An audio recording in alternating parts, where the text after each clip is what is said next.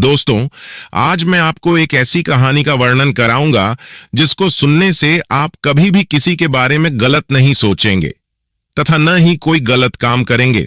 तो चलिए कहानी को शुरू करते हैं। एक बार एक युवक भगवान शिव के पास आया और बोला कि हे प्रभु, मेरे मन में इतने गंदे विचार क्यों आते हैं। मैं नहीं चाहता कि मेरे मन में गंदे विचार आए, पर मेरे मन में हमेशा काम वासना के विचार चलते रहते हैं और मैं इनके बारे में सोचकर बहुत परेशान हूं। मेरी ऊर्जा और समय यह सब सोने में ही नष्ट हो जाती है और इन सब के विचारों की वजह से मैं कभी भी शांत नहीं रह पाता हूं और मैं हमेशा ही स्त्रियों को देखकर मोहित हो जाता हूं। इन विचारों को अपने आप को रोक ही नहीं पाता हूं। भगवान शिव मुस्कुराए और उन्होंने उस युवक से पूछा, क्या तुम्हें पता है यह काम वासना क्या होती है?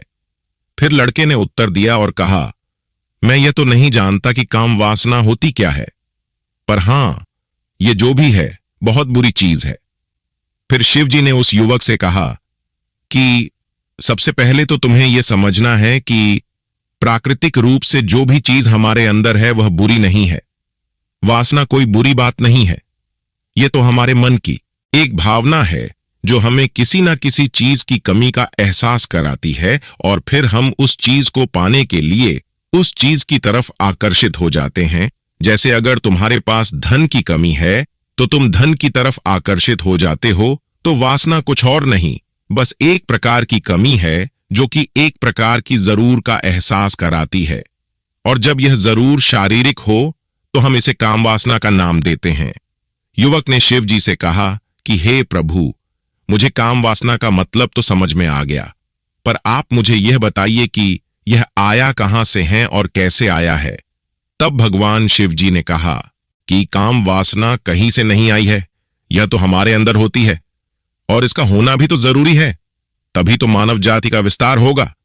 युवक ने कहा, जब ये हमारे अंदर है और जरूरी भी है तो फिर लोग इसे गलत क्यों बोलते हैं? तब भगवान शिव जी ने कहा कि यही तो समस्या है। लोगों ने काम वासना को गलत तरीके से सोच लिया है, इसे छिपाने की कोशिश करते हैं। काम वासना गलत नहीं है, बल्कि काम वासना का गलत तरीके से प्रयोग करना गलत है। लोग जिससे प्रेम करते हैं बस इसके लिए ही उसे पाना ही अपना लक्ष्य बना लेते हैं और इसके बारे में हमेशा सोचते रहते हैं, पर यह सब गलत है। शिव जी ने युवक से कहा, क्या तुम्हें पता है जानवरों में भी वासना होती है? युवक ने उत्तर दिया, हां, जानवरों में भी वासना होती है, क्योंकि जानवर भी तो आखिर अपनी पीढ़ी को आगे बढ़ाएंगे। शिव जी ने कहा, तो फिर हम जानवरों की काम वासना को गलत क्यों नहीं कहते? युवक ने कहा, मुझे नहीं पता, आप ही मुझे बताइए। भगवान शिव जी ने कहा कि जानवर अपनी काम वासना का प्रयोग आनंद के लिए नहीं करते, वह तो सिर्फ संतान उत्पन्न करने के लिए ही काम वासना का उपयोग करते हैं। जानवरों को प्रकृति ने इतनी समझ नहीं दी है कि वह काम वासना को अपने सुख का आधार बना सके, जबकि मनुष्य अपनी समझ के बलबूते पर प्रकृति में जी जान वाली प्रत्येक वास्तु को अपने सुख के लिए प्रयोग करता है। हम इंसानों ने ही काम वासना को अपने सुख का साधन बना लिया है, जबकि प्रकृति ने तो हमें अपने वंश को आगे बढ़ाने के लिए दिया है, लेकिन इंसानों ने इसे अपने जीवन का परम लक्ष्य बना रखा है और इस तरह से वासना का भी काम हो जाना गलत है। युवक ने पूछा, ये काम वासना हम पर हावी क्यों होती है? तब भगवान शिव जी ने कहा कि सुनो, अब जो मैं तुम्हें बताऊंगा उसे तुम ध्यानपूर्वक सुनना। काम वासना का सारा खेल तुम्हें समझ में आ जाएगा, तुम्हें तुम्हारे सारे सवालों का जवाब मिल जाएगा, बस तुम्हें ध्यान से सुनकर समझना है।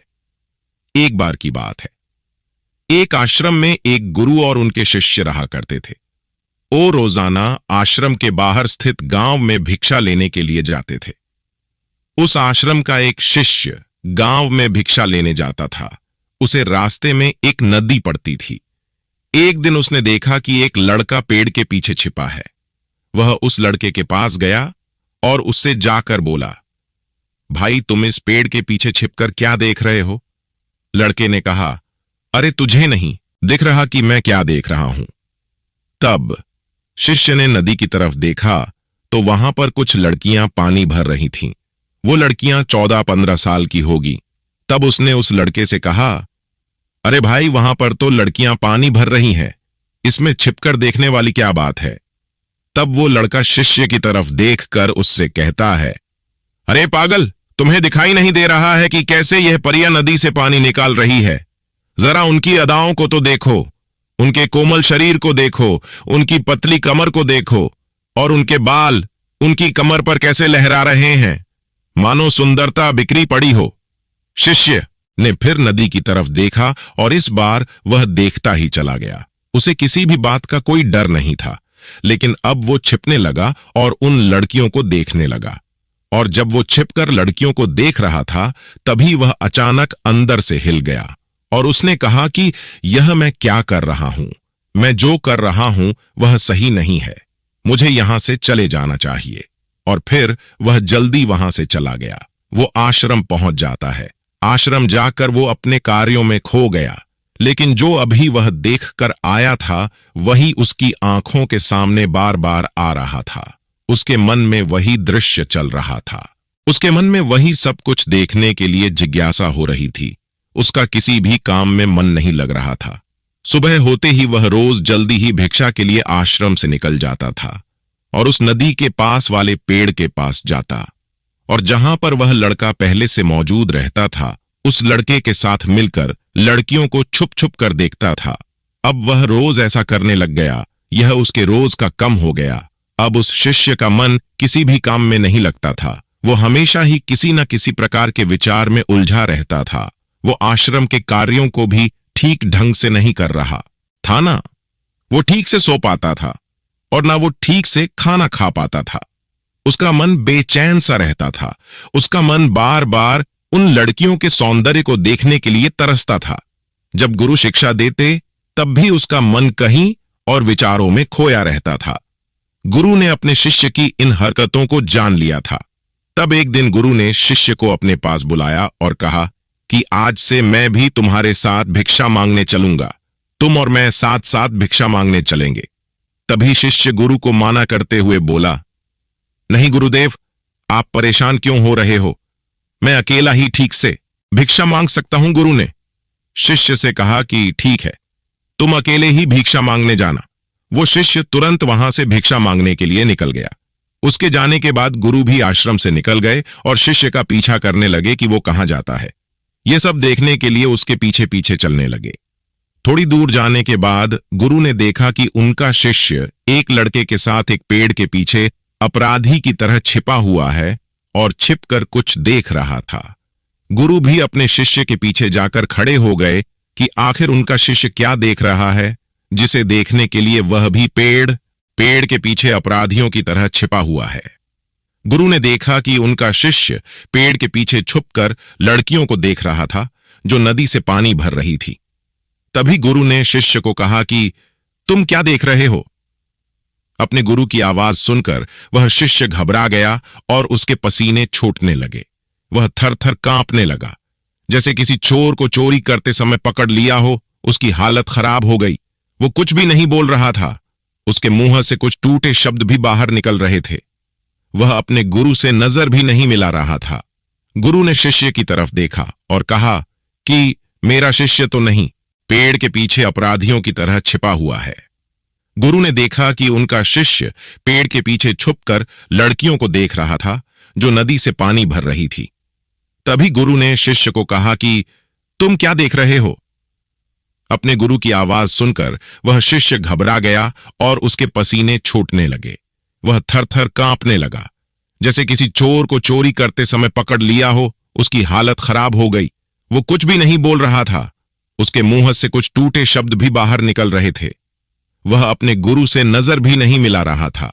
गुरु ने शिष्य की तरफ देखा और कहा कि मेरा शिष्य तो नहीं। डर था उसे, तो किसी भी चीज का डर नहीं था।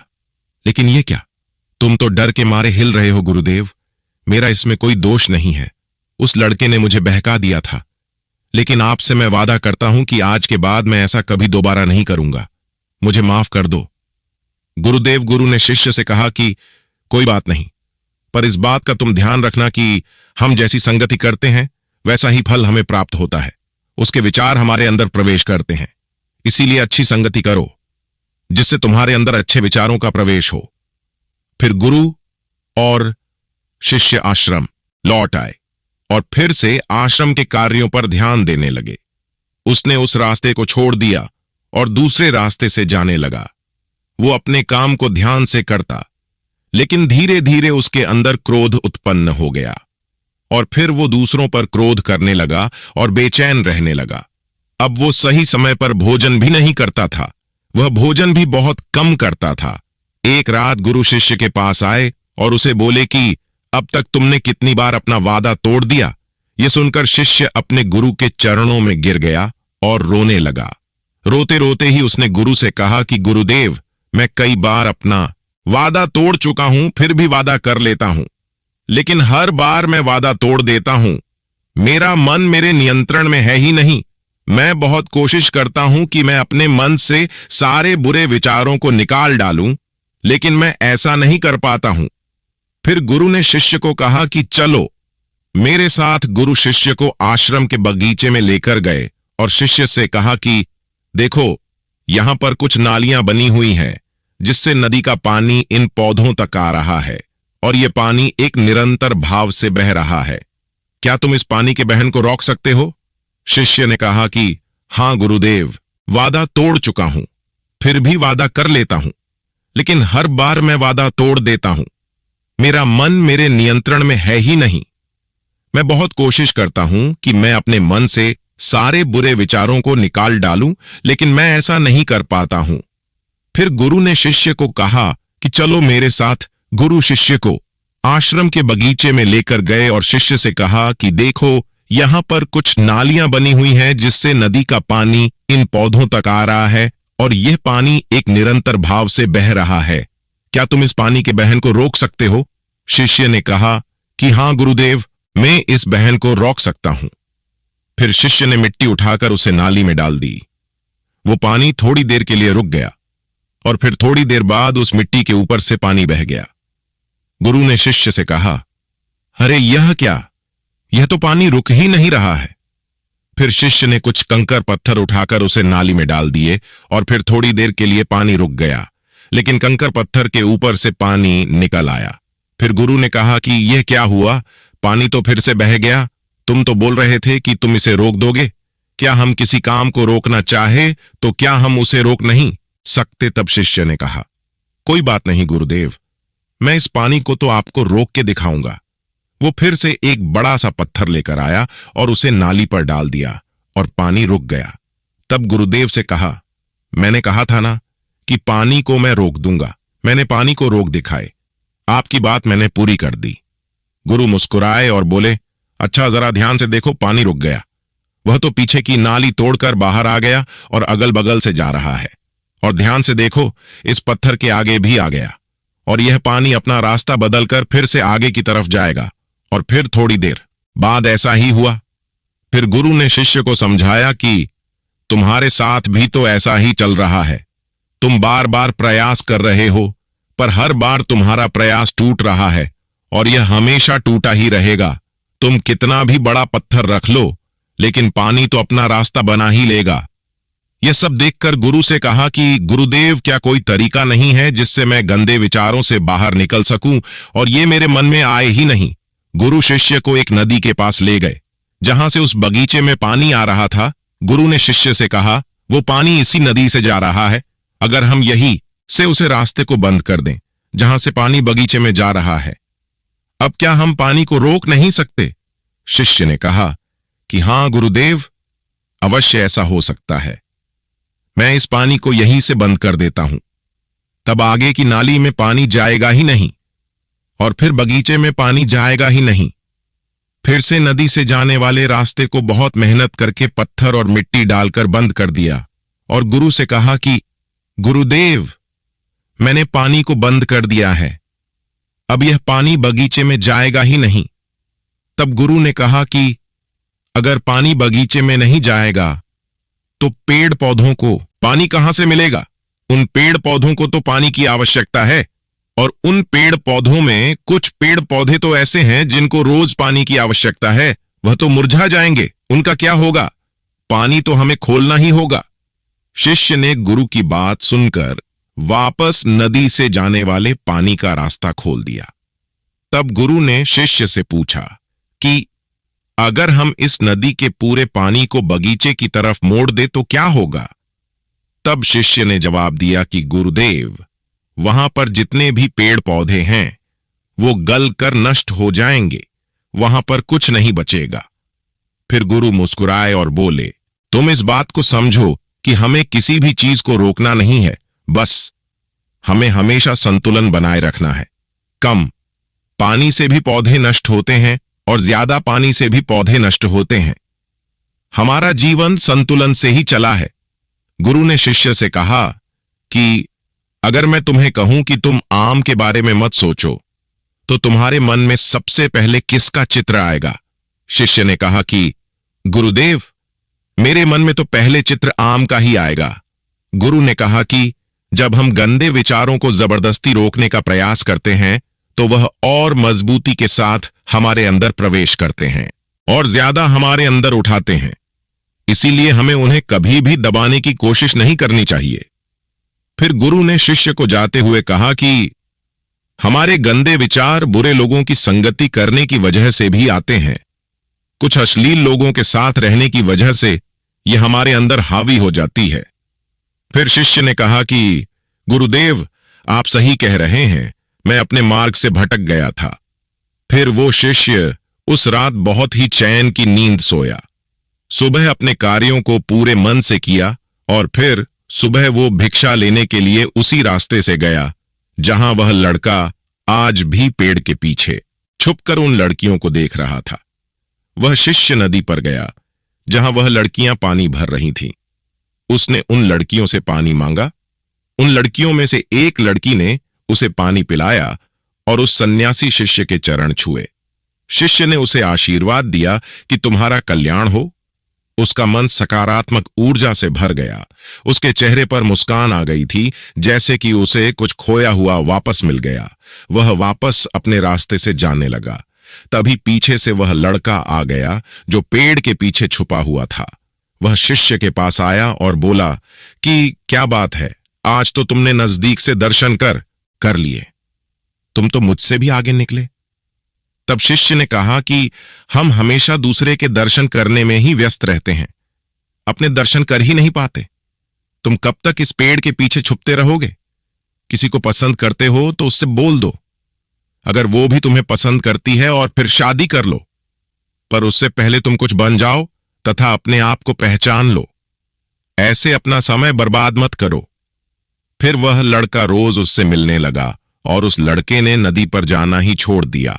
और फिर वो लड़का अपने जीवन में कुछ बनने के लिए संघर्ष करने लगा। तो तुमने देखा संगत का असर क्या होता है। अपनी संगत बदलो, अपने विचार बदलो। भगवान शिव जी ने युवक से पूछा कि क्या तुम्हें तुम्हारे सारे सवालों का जवाब मिल गया? तब युवक ने कहा कि हाँ महात्मा जी, आपका बहुत बहुत धन्यवाद।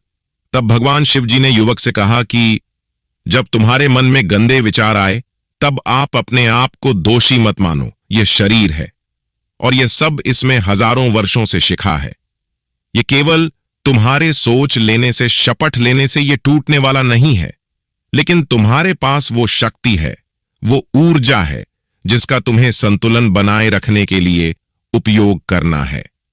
तुम एक जीवित ऊर्जा हो जो कुछ भी अनुभव करने के लिए स्वतंत्र हो, इसलिए तुम अपने आप को पहचानो। तो दोस्तों, हमें इस कहानी से क्या सीख मिलती है, कमेंट में जरूर बताएं।